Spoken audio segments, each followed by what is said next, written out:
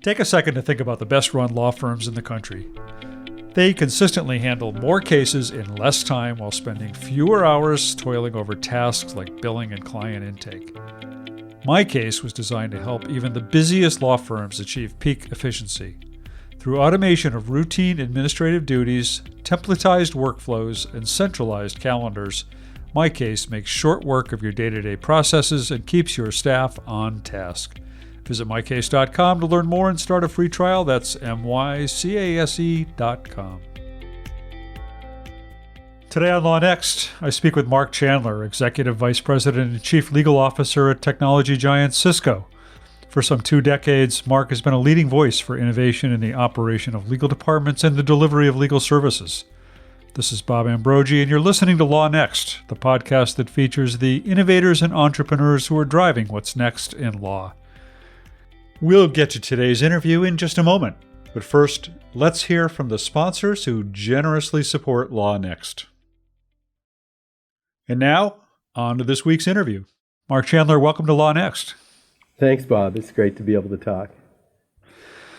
I'm looking forward to speaking with you about innovation and technology, but I want to just take a detour because on the day that we're recording this, you posted a blog post calling for federal privacy legislation. So before we get into the meat of our discussion about innovation, I wonder if I could just ask you about that and why you made that call.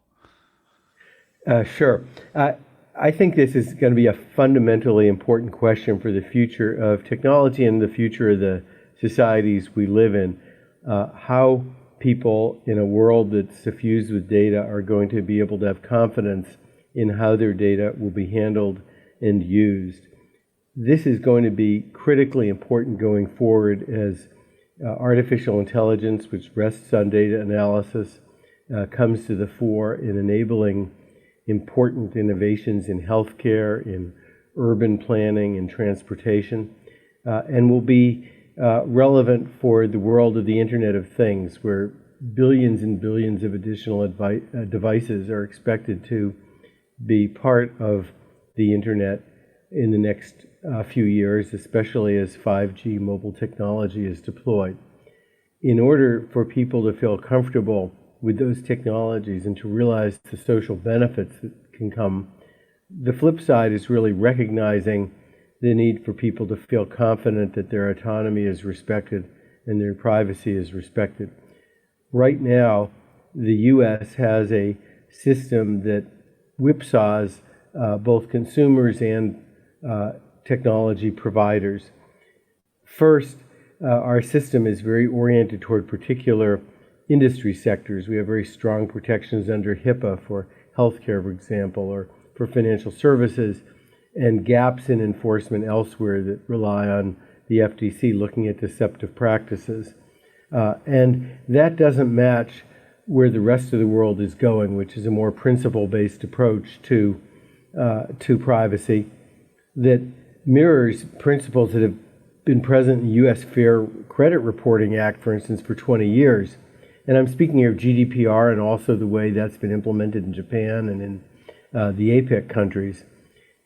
Because we have such a different system, we have no automatic adequacy determination to allow transfer of data internationally. And that's a huge disadvantage. The second whipsaw is from the fact that we now are heading toward a world where we have 50 different state privacy laws. Last year, Alabama became the 50th state to adopt a data breach law.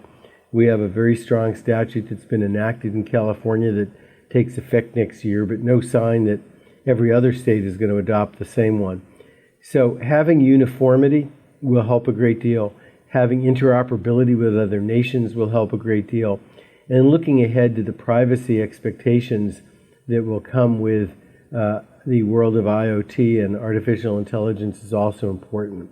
All those things point to the need for one federal law that will meet the requirements of consumers and industry going forward. And that's why we're out there today with the announcement by my CEO that the world needs to start looking at privacy as a fundamental human right, and my blog posting proposing some particular steps.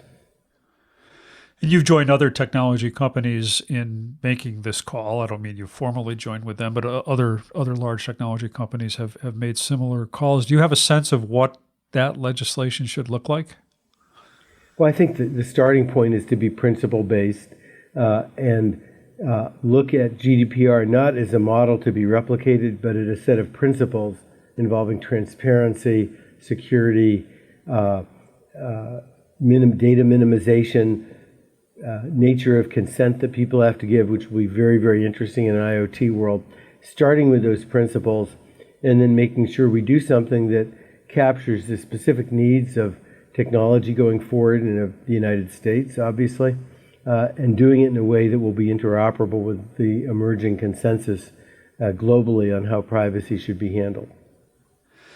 So, Mark, I introduced you at the outset as a leading voice for innovation, but perhaps I should have said a lone voice, because in the early days, I mean, you joined Cisco in 1996. You've been the top lawyer there since 2001.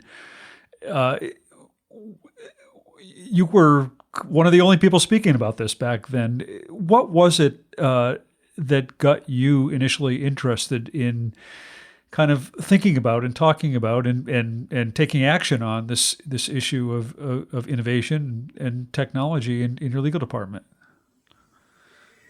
Well, I might have talked about it a lot, but I think a lot of people were doing it. So I certainly don't claim credit in that sense, and I don't think it was in any case a voice crying in the wilderness as much as a voice maybe analyzing the opportunities that were around us. I certainly never intend to be prescriptive in this area, but descriptive of what the opportunities are. At Cisco, we've always had a strong belief that we need to leverage ourselves, the tools and technologies that we develop. In the late 90s, we brought almost all of our ordering of products online, so that in 1996 or 7, as I recall, about a third of the world's e-commerce was Cisco, which is really remarkable when you think about it today. And that was because we were ready to say, this thing that we're building, these networks that we construct, these abilities to do data transfer and analysis and to process things, really is a powerful tool. And as part of Cisco, my goal was to make sure that I was doing the same in operating a legal department in the years before 2001 in helping to support a legal department that was led at the time by Dan Scheinman, who also was a strong supporter of these efforts. So we very early on in the mid-90s, even before I showed up, had put all of our corporate records for all our subsidiaries online so that you could immediately see what had happened at the annual meeting of the Belgian subsidiary a year ago. We created tools to process non-disclosure agreements online. And everywhere we looked, we saw inefficiencies in what we were doing that we could cure with tools that we had available to us. And that really motivated us to go and say, look, this works. This can happen. At the same time, we've always felt a very great pressure to minimize the overhead burden of a legal department. We're not a profit center in Cisco. So the more efficiently we can get our work done, the faster we process our transactions and the more we bring to the bottom line. So it was great for the business as well. So it was a combination of, I guess, putting your money where your mouth is, in a sense of Cisco being a leading provider of the infrastructure of the internet in those days, but also of bringing innovation to the operations, since, as you say, you're not a cost center. Well, we're still a cost center, but the culture of the company. You're not a profit. You're not right. Yeah, I'm sorry. Yeah. The culture of the company then, and equally so, if not more today, is that we are doing really cool things, and we should be using those things, and we should be showing other people how to use them by example. And that's the world I live in, and it's been tremendous amount of fun to be part of this company for 22 years and to continue to help lead us in implementing great technology that makes the world a better place. What is the size of the Cisco legal department today? I saw some numbers that suggested roughly about 500 people, maybe 250, 300 lawyers and compliance people and others in quasi legal roles. Is that about right? Or It's probably closer to a little over 400, and maybe about 300 doing or 320 doing legal related work, and that includes some administrative functions and export control and that kind of thing, and regulatory work, not all by lawyers, and then another close to 100 that are doing ethics and compliance and employee relations and so forth. so innovation is something we are obsessed with these days in the legal industry. Maybe you weren't a lone voice back then, but certainly it wasn't being talked about anywhere near the extent it is today. And I wonder, from your experience bringing about some of these changes and pushing for some of these changes over the years, what does it mean to you for a company to be innovative? Innovation is more than just the technology. It's actually getting it implemented in a way that people want to use it. And it means thinking through for every space that we're in, everything we do, what technology can be employed usefully, what process changes do we have to make so that people want to do it, and what kind of staffing do we need to have so that people feel good about using it and want to use it. Because you can have a process but people who don't want to use it. You can have great technology but a process that's so awkward that people don't want to use it. And in that case you fail. I think that the key prerequisites are to look across the board at what you have.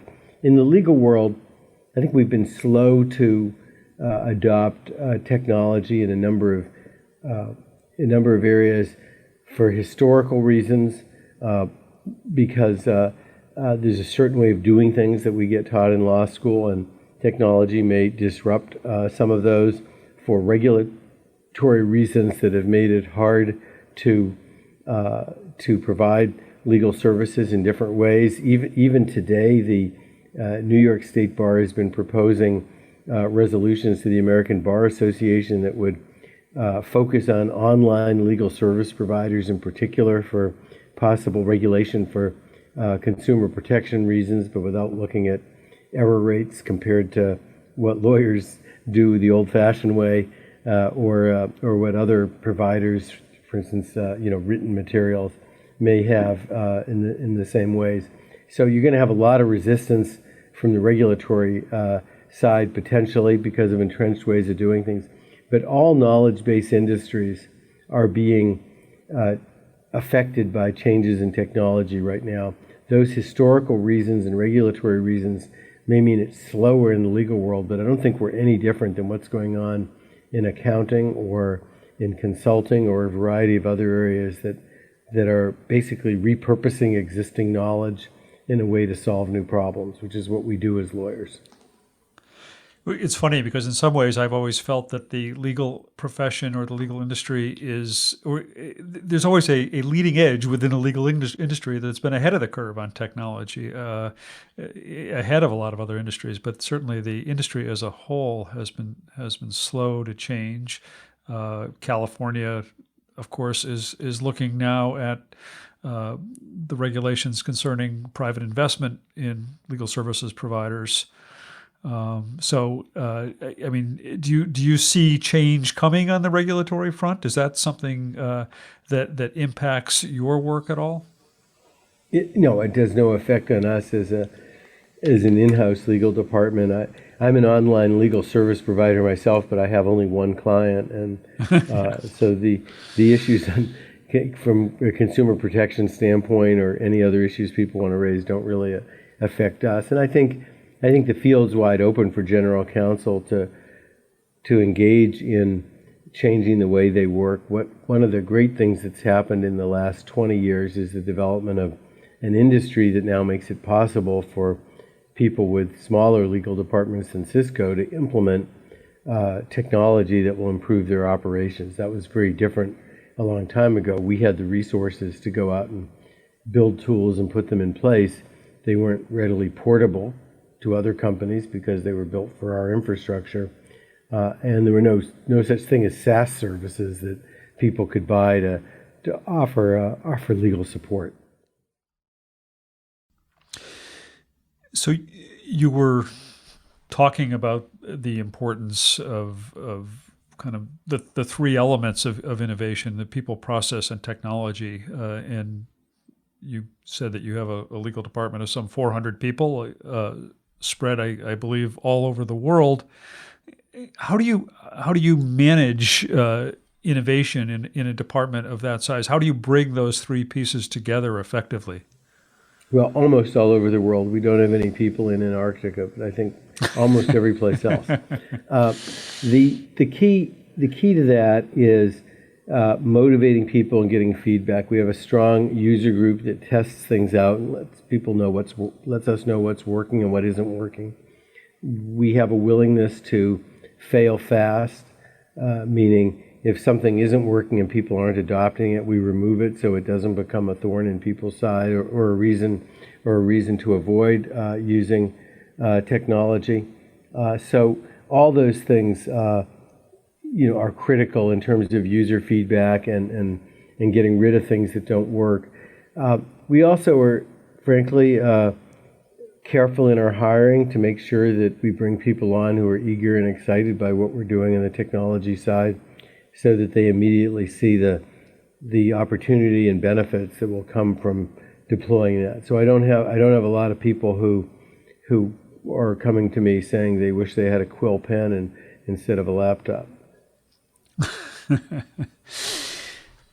And how do you view your role within that organization? I mean, what do you see as the role of the chief legal officer specifically?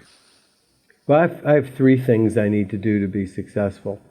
The first is to hire people that are smarter than I am, people who know how to do things I don't know how to do. And when I say that about hiring people smarter than I am, most of my staff will say it's a pretty low bar and they're not sure whether they should be complimented or not. But they are really tremendous people, and that goes down deep in my organization. There are, as I said, about 300 plus people on the legal side doing work, and 95% of them I couldn't come in tomorrow morning and successfully do their job. And I'm very, very grateful every day that they're there, and desperately afraid that they might not come back tomorrow. So I'm always focused on that.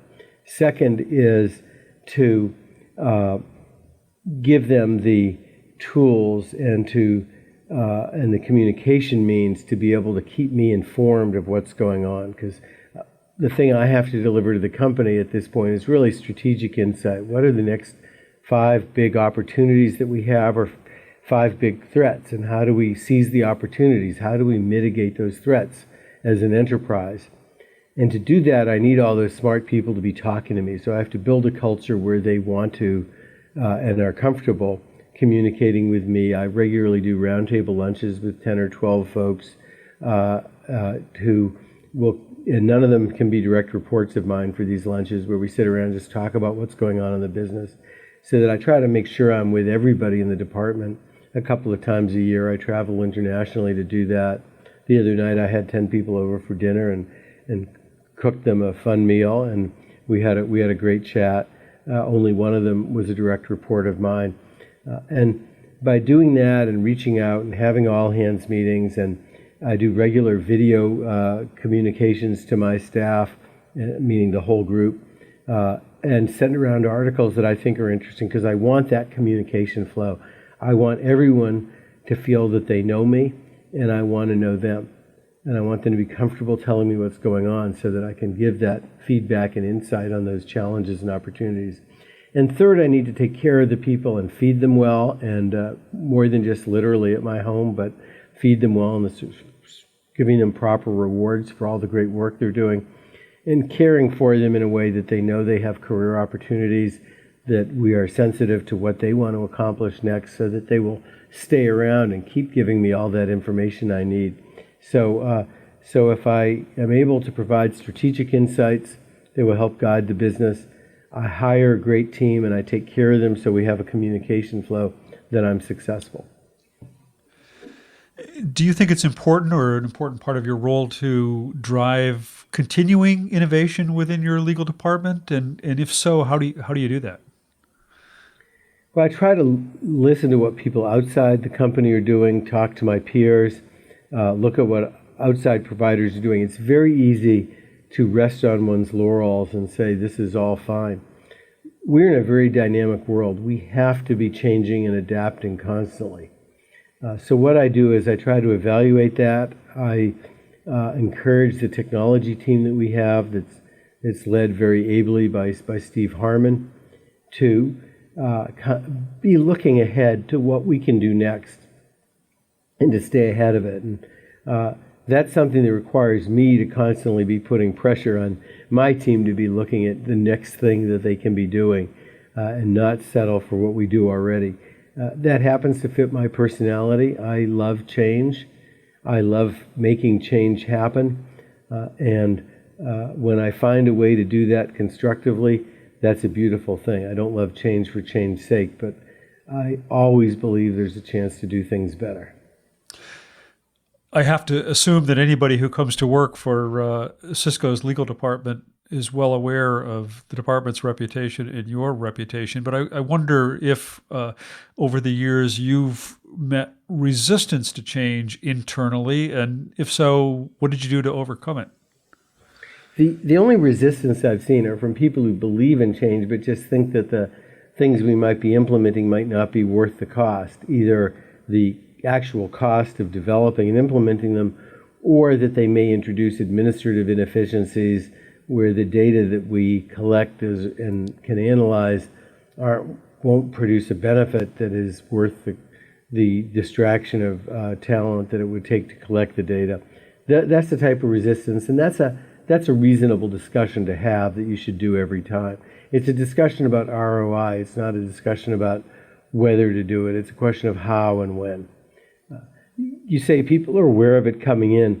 I would also say that it's part of the hiring process to make sure that the team we hire will fit with the mindset that we have. We have an extraordinarily diverse team on every kind of diversity criterion that you can meet. And we pretty rigorously implement the so-called Rooney Rule to make sure that we're reaching out and looking in different communities to find talent that might not otherwise be visible when folks have a tendency to hire people that are like they are. So we've worked hard to overcome that. The one place where we don't have a lot of diversity is in loving the process of implementing new technology to make the world better. That's one place where I think my department is pretty uniform. Mark, you were just talking about ROI, and one of the trends we've seen in recent years is the kind of rising prominence of legal operations professionals within legal departments. I wondered what your perspective is on the role and importance of legal ops.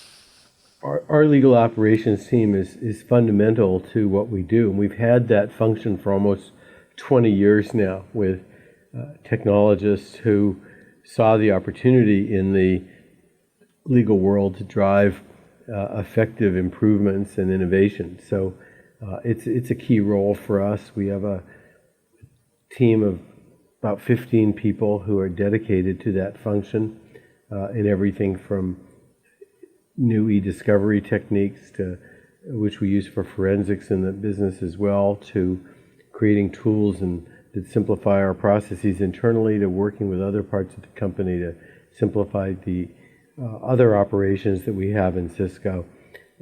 I think for smaller law departments, it's hard to commit individualized resources to that, and then it's incumbent upon general counsels to have someone who is interested enough to be tracking what's going on in the world and looking at some of the services that are now available in the cloud that will provide the same benefits that larger companies like Cisco have been able to leverage. Another trend I wanted to ask you about and get your thoughts on that we hear a lot about is the growth of alternative legal service providers. I I wonder from where you sit, what your view is of this trend, where you think it might lead, and to what extent Cisco is you working with ALSPs. I don't really like the concept of alternative legal service providers any more than I like the concept of alternative fee arrangements. And the reason for that is that it assumes there's a standard and that there's a deviation from the standard. I think there's room for a lot of different ways of providing legal services and getting the outcomes that people want. People don't want to pay for an hour of a lawyer's time. They want an outcome that helps them get a contract done or collect money that they're owed or vindicate a right. I think clients are largely indifferent to how that gets done. It's the result that counts. And for different types of services that people need, there are different clients need. There are multiple ways of accomplishing the goal. And you need to be open to looking at the multiple ways of doing that, just as if you're planning to go out for the evening. And I experienced this when I happened to be in, I'm trying to think of what city I was in a couple of weeks ago, and I can't even remember where this happened. I know how that goes. I was in Munich, and I needed to get about 2 miles across town to a meeting, and it was snowing. And so I looked on my map app, and I saw that walking would take 20 minutes, that the subway would take 15 minutes, and that a car was going to take 40 minutes because of traffic in the snowstorm. And so I made a decision in my case at that time to walk because it was kind of pretty evening in Munich, and the 20 minutes was fine. Now you could look at those as alternative transportation mechanisms, and just like you have alternative legal providers, but they're all coexisting, and in some circumstances some might be better than others, and that's fine. So I don't have any strong feelings one way or the other than that anybody who can think of a better way to do something ought to have it out there in the marketplace and let people choose. So that it shouldn't be viewed as an alternative. It should be viewed as part of the selection of options that's available to the client. Yeah, I don't view it as an alternative in the sense that there's a normal, which is hiring a lawyer in a large law firm on an hourly billing rate to do the work for you, and everything else is an alternative way of doing it. They are certainly alternatives, but I think they all have equal weight when you're a client looking to accomplish a task. You're a pretty big client, and I suspect you can probably get law firms to listen to you. I mean, you've talked for years about the importance of alternative fee agreements, and you've pushed for other efficiencies in the delivery of legal services. But how would you score law firms these days? How much are law firms getting the message about what it is clients want and need from them? Well, there you go again with the alternative fee arrangements, which isn't what I would call them. I think law firms are actually large law firms, and I spend about $130 million a year with law firms, so I'm a reasonable sized client, I guess. And variety of different firms. I don't have any prejudice toward having a very limited number of firms doing the work. We try to figure out how to align our interests with the work that needs to be done.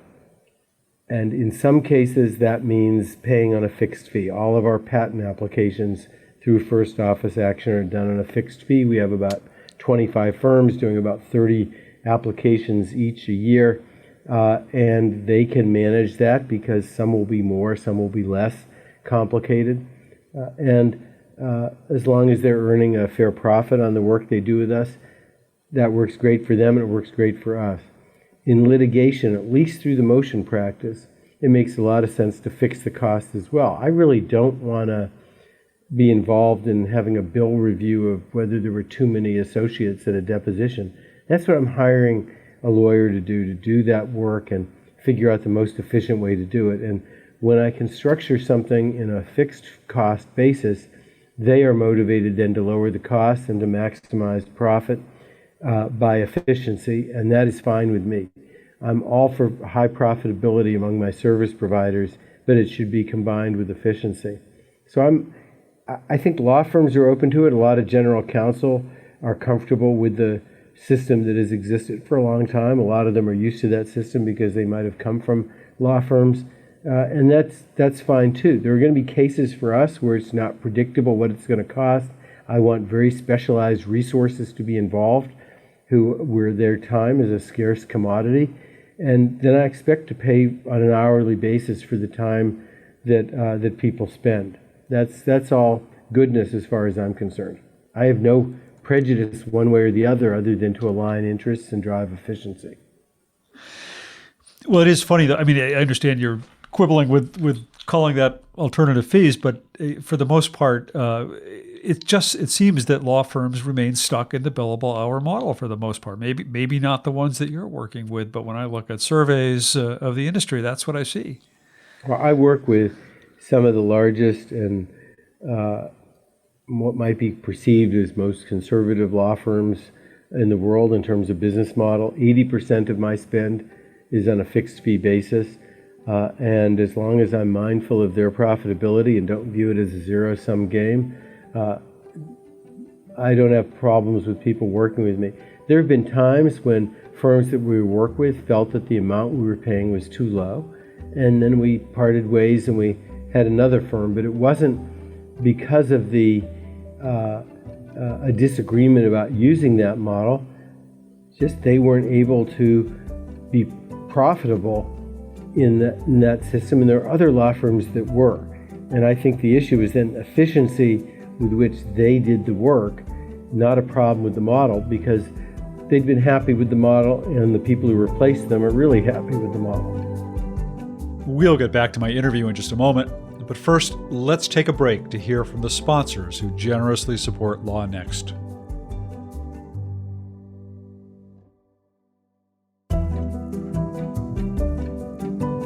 And now, let's continue this week's interview. So, Mark, if you've got a couple more minutes, I do have sure. a couple questions from our listeners that have been submitted, and let me try one or two of these out depending on your time. But one of them was this: that when surveyed, and I'm not sure what survey this is, but when surveyed, 77% of general counsel rated innovation and technology as critical to their future success, but only 10% believed they were effective at it. What are the implications of this contrast, and how do we close that gap? I don't see this gap. I think it's actually a psychological question. If you asked me sometime in the next month, would you like to have dinner of a type of cuisine that you've never eaten before or never heard of before, I might say, gee, that sounds kind of fun and interesting. I'd like to do that. And then the next question was, well, what exactly would you want that to be? And I'd say, well, I don't know. I've never seen it before. So I feel that way about that question. I think myself included, I want to be more innovative. I want to find new ways to do things, but that's going to have to unfold over time. Would I say right now that I'm great at it? No, I wouldn't. I would say I have a ton to learn, and there's unknown unknowns. I don't know some of the things I don't know, and I'm going to get to find out. So I think that the fact that general counsel have that awareness means they're going to go out and find the resources and learn more, and over time start implementing things. Another question from a listener, Jordan Rittenauer from Clear Law, is asking, what kinds of new technologies are you excited about for your legal team? And as you look at new technologies, how do you balance short-term ROI with long-term ROI when some of these technologies may still be at a point where where there's still being a number of early adopters needing to invest resources in making them useful? Well, that's a great question. It's a little bit like asking me what cuisine I want to have next week that I've never heard of before. But I think that leads to the fact that no discussion about legal innovation can ever be complete without talking about artificial intelligence and machine learning. We probably need to include blockchain in that as well. I think these are technologies, just to be specific, Jordan, that we need to monitor. We are using blockchain in Cisco to verify some supply chain activities that we have going on. The legal applications at this point seem incremental to what exists today and not step function changes. So I would say we're in monitor mode in those.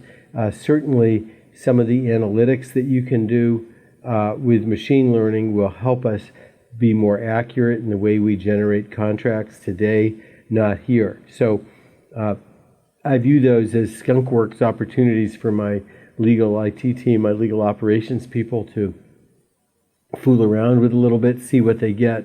And I'm not going to do a whole-scale deployment that would try to change what everybody does and